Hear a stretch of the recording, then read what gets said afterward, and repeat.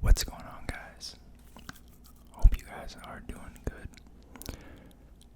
We just hit 300 subscribers. That is surreal to me. And I just want to say before the video starts that it means a lot, and I'm honestly surprised that this many people care to listen to me talk. But yeah, it means a lot. I'm surprised I got here, but I hope it keeps going. I really enjoy this, and hopefully you guys too. Now,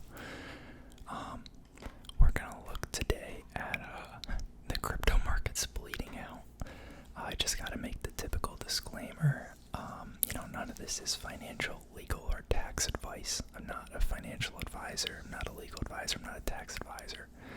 This is all just my opinion and my 2 cents for entertainment. So, do your own research and consult a professional before investing or, buying cryptos. Now, there's been a whole mess of stuff going on. Most of the cryptos have been dying. Honestly, the stock market has been too. So, it's kind of dying together.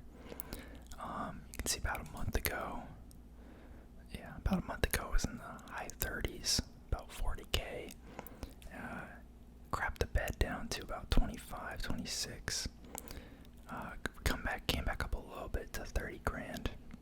But pretty rude awakening from the, like the 65K, 70K we were at back in November. And I know a lot of people are hurting. Pretty much every crypto, I think, is going through this. I know Ethereum's been hit pretty hard as well. It was up in 3,200 range back in April, and dipped all the way down to below 2 grand, which is crazy. And then I don't know if you guys saw the big news about Terra, which is a stable coin. If you guys aren't familiar with stable coins, they're meant to be pegged to the US dollar. The biggest one, I believe, is Tether, and then there's a couple other ones, Terra being one of them. And typically how they work is, this is at least how Tether works, I believe, is supposedly, there's been some rumors that they aren't, but supposedly they hold a real physical, US dollar, and then they are willing to buy or sell their USD token, so Tether. You can trade that back and forth for the real dollar. So you can go to them, you say, I have $10. They're like, okay, here's 10 Tether. And then you can use that to buy other cryptos, or to just match the performance of the dollar if you don't want to be riding the roller coaster that is Bitcoin.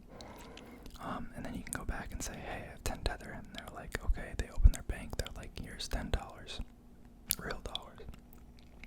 That's the basic premise of it.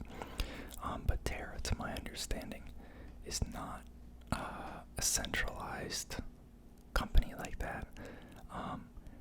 I'm going to be honest, I'm not crazy familiar with it. I did a little bit of reading before I made this video because I didn't want to be in the dark, but I wanted to talk about it. But if any of you guys understand it better than me, or if I say something incorrect, because again, this is just my 2 cents for entertainment, feel free to correct me down in the comments. I'd love to hear it. But basically, Terra is supposedly run by an algorithm, and it uses another crypto called Luna to regulate itself at $1.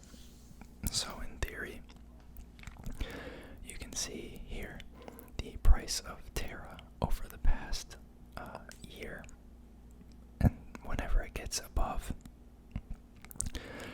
$1, well, technically anytime, you're allowed to exchange 1 US Tether, or Terra, USD, for $1 worth of Luna. So if Terra was trading for more than $1, it makes sense to sell Luna into Terra, and if Terra is trading below $1, it would make sense to trade it into Luna. and that's meant to keep it in balance. But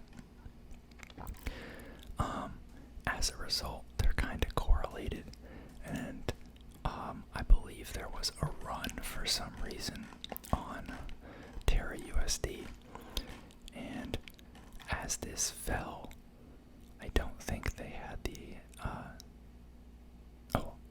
as this fell, Luna is like coded to create more supply as people take the Terra USD and exchange it for Luna.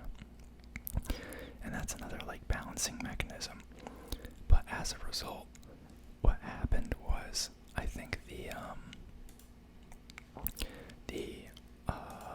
outstanding market supply of Luna increased by like fourfold in a couple days or something, which just completely devalued it, because there was so much selling pressure on the Terra side of things. So all the people that were in Terra were trying to exit by selling into Luna.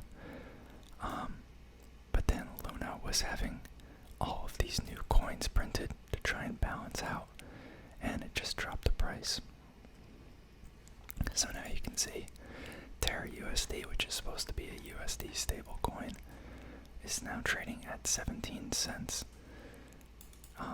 So in theory, this should be at $1 pretty much all the time, but that has clearly not been the case. And as a result, there's been some comments by people in the government. Janet Yellen came out and said something about it. She said a stablecoin known as Terra USD experienced a run and had declined in value, which is a gross oversimplification of what happened, but basically she said this illustrates a need for regulation of these products. I don't think it's in this quote here, but so, things like these are what ruin the good kind of free market that we have going. The typical saying is like, all it takes is one person to ruin it for everyone else. Like rules in school, it's because this one kid did something bad. It's going to end up being the same deal, where they're going to put out some rules and regulations that really clamp down on crypto, and they're going to point to things like Terra, kind of as the reasoning and the justification, and they're kind of right. This has a diluted market cap of about $2 billion right now, but that's down 70%. So there was about,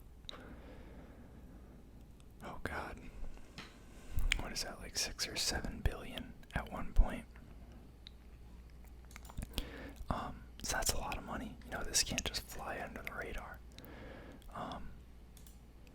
So like between this whole fiasco and then the broad sell-off of Bitcoin and Ethereum, the crypto market has shed like over $200 billion in market cap off in just a couple days. This is Tether. This is the biggest stable coin. Then there's USD coin, which is another one.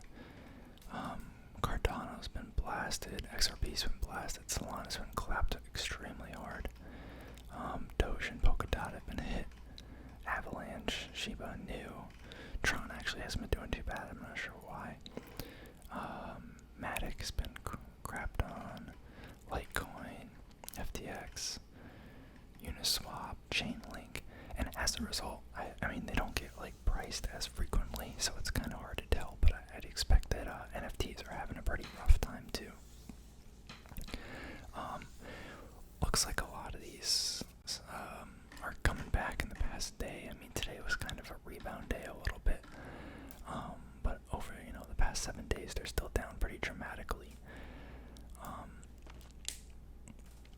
And then one last thing before I go is I think I've talked about the like hardware wallets on this channel before, but if you keep your crypto in an exchange, there was a some sort of disclosure or something that went out from Coinbase, basically saying that in the event of a certain type of bankruptcy, users' assets who are stored at Coinbase could potentially, it was like a maybe, could maybe be seized by Coinbase as part of the assets for the bankruptcy filings, which of course made everyone lose their absolute bananas.